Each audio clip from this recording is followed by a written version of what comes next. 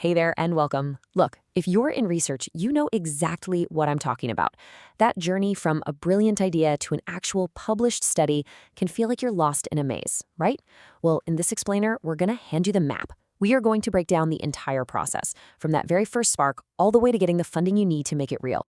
It always starts right here, doesn't it? With that amazing what if moment, that spark. You've spotted a gap in what we know, a puzzle that needs to be solved, and you've got this idea, this gut feeling, you know how to tackle it. And then, boom, the hard part hits. That initial rush of excitement, it can fade pretty fast and turn into just feeling, well, totally overwhelmed. How in the world do you take that thought and turn it into a real, structured, fundable project that's also ethical? Trust me, it's a super common feeling, and honestly, it stops so many great ideas dead in their tracks. So let's break this whole thing down together, step by step. We're going to start right at the beginning with that first little spark of an idea. All right, let's get into it. The very first step, and this is key, is not to sit down and try to write some massive 50-page document. No way. It's all about capturing the core of your idea on one single, powerful page. What we're talking about here is called a concept paper. I want you to think of it like a miniature protocol. And that one-page limit, that's a feature, not a bug. Seriously? It forces you to be razor sharp and super clear. It's just a fantastic way to get over that fear of a blank page and actually get something down. It helps ideas get born instead of just staying trapped in your head. And this here really drives the point home. See the difference? Your concept paper, that's like an architect's first quick sketch on a napkin. The full research protocol, that's the detailed, engineered blueprint for the entire building. You start with just some concise bullet points to nail down the core ideas, and then you expand those into the detailed paragraphs for the full protocol. You've got to have the sketch before you can build the house, right? So how do you even structure this one-pager? It's easy. Just remember this little acronym, BOMERB.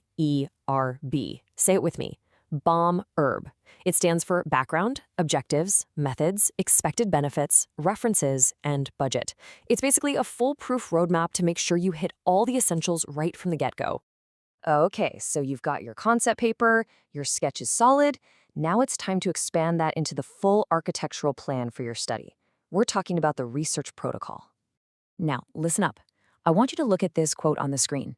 Suitable analysis will be carried out. This phrase, or anything like it, is probably one of the biggest red flags you can possibly put in a research protocol. It just screams, I haven't thought this through. It's vague, it's lazy, and I promise you it will get your protocol shot down almost immediately. So what's the takeaway? Specificity. You have to be specific. Your method section needs to be ridiculously detailed. I mean, you have to lay out everything. Your study design, how you'll protect participants, the whole shebang. And please pay extra close attention to that analysis plan. You have to state exactly which statistical tests you're going to use for each of your objectives. No wiggle room, no exceptions. Okay, plans in place. Now we need to talk about something that is the absolute foundation, the bedrock of all good research: ethics. And look, this isn't just about checking boxes or following rules. It's about our fundamental duty to our participants and to the entire scientific community. It all comes down to trust.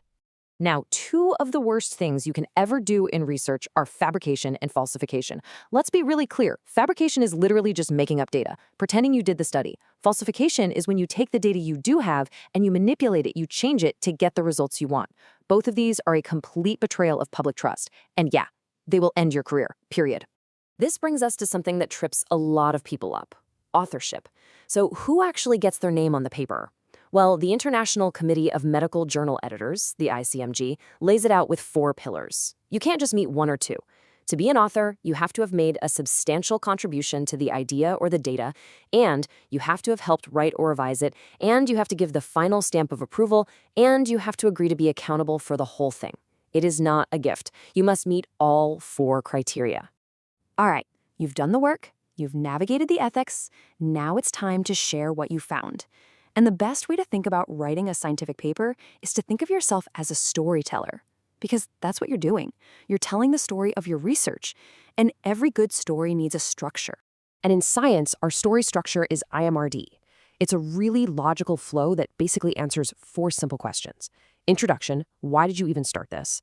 Methods, so what did you actually do? Results, okay, what did you find? And discussion, what does it all mean? That's it. That's the narrative backbone of pretty much every research paper out there. And here is a huge pro tip, one that trips up so many new researchers.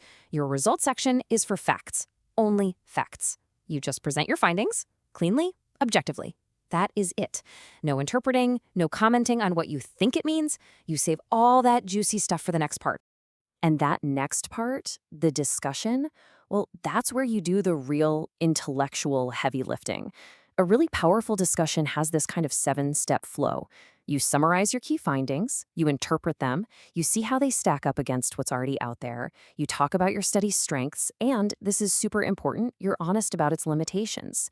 Then you wrap it all up with your main conclusions and make some recommendations. This is where your story really finds its meaning. Okay, we've got the idea, the plan, the ethics, and the story. But there's one final, absolutely critical piece of the puzzle left, isn't there? Money. How do you get the actual funding to make any of this happen?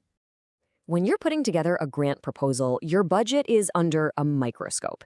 And just take a look at this. The lion's share of your budget, we're talking like 65%, is going to go to staff, to people.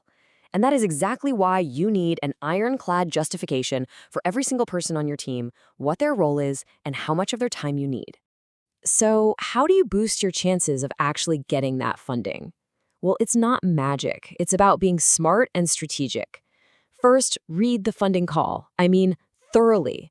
Study successful proposals from your mentors. Build a team with different skills. And always highlight the benefit to society. Oh, and here's a big one.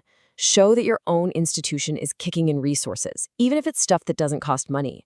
It shows they're committed. And for goodness sake, get feedback before you submit. And finally, I really want to leave you with this thought. Rejection is part of the process. That's just a fact. Your papers are going to get rejected. Your grants will get denied.